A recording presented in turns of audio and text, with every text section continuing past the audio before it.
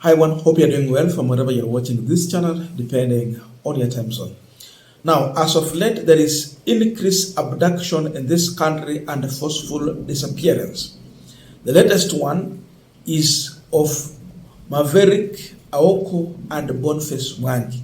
Boniface Mwangi was released, but this lady, up to now, I even saw it in Sifuna questioning in the Senate about whereabout this lady is.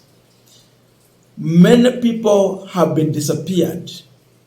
Sad thing is that more than 97 ladies were found dead within 3 months.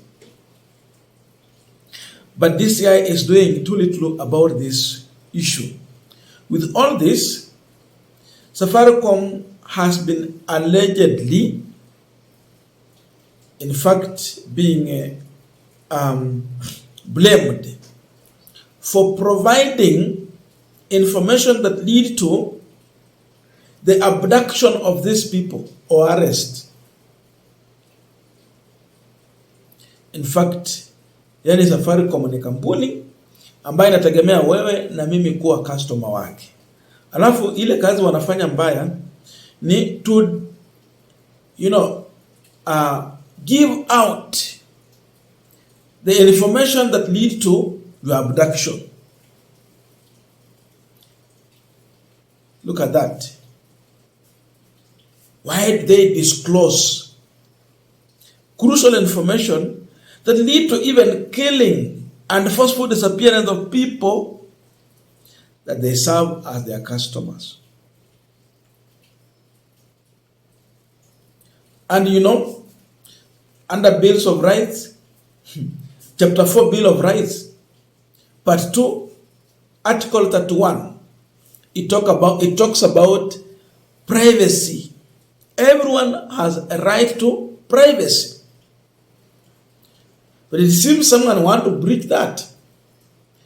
There has also been an issue about Nation Media Group doing an investigation on this. So in all this, we saw the opposition leaders coming out to issue a statement. In fact, they're trying to condemn this and asking DCI to take an action on the same.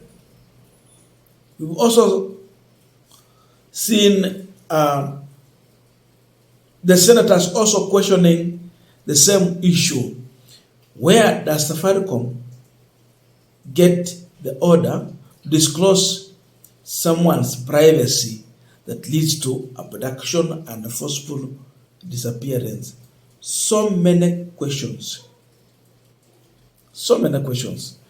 I've seen Kalonzo Musyoka alleging that the public mortuary in Thika and Nairobi are requesting for a court order to dispose 201 unclaimed dead bodies.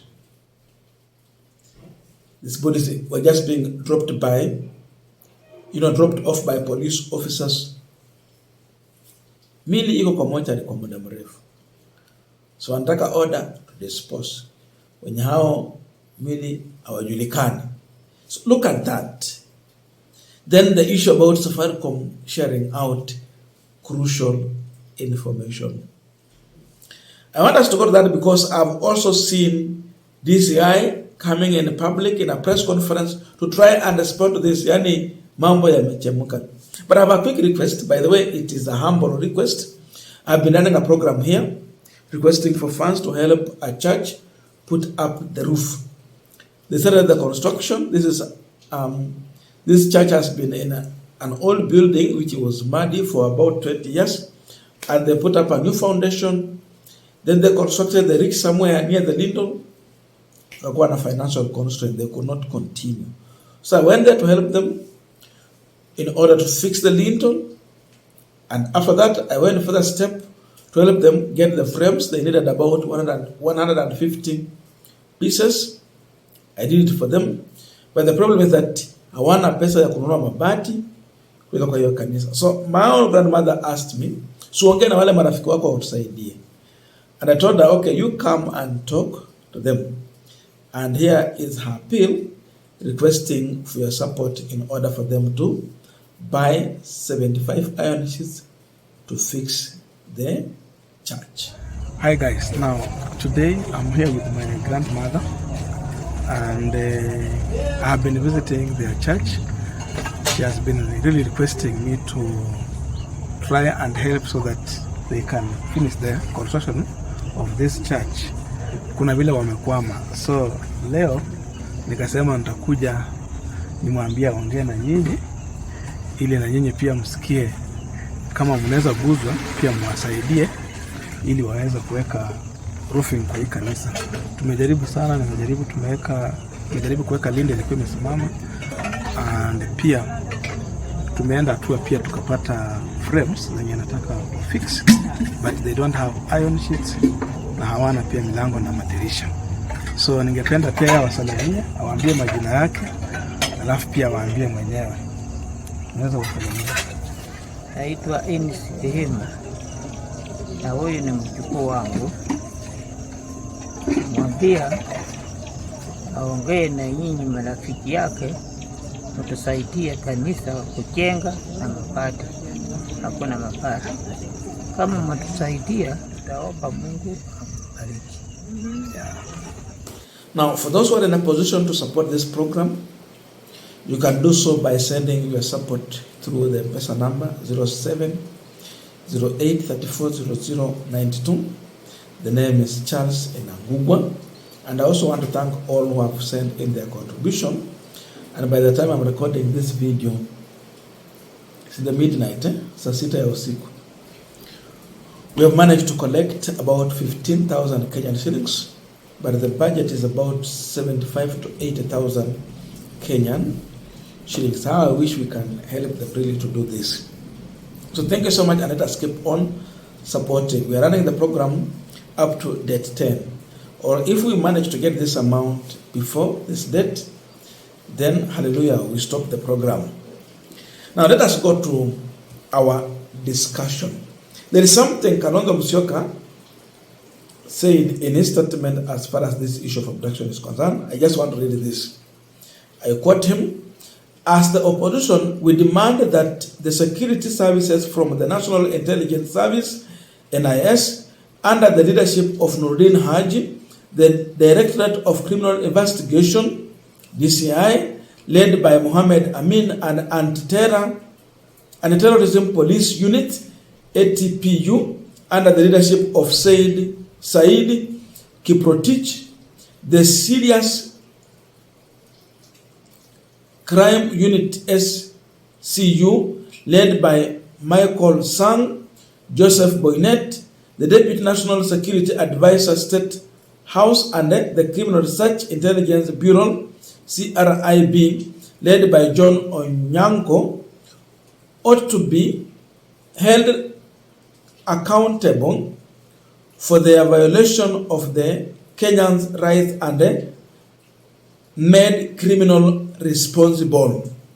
Furthermore, their immediate superiors, the Inspector General of Police Service and the Minister for Interior and National Administration, should be held accountable for overseeing a service that has gone rogue with a focus on serving the interest of a few political elites at the expense of Kenyan security."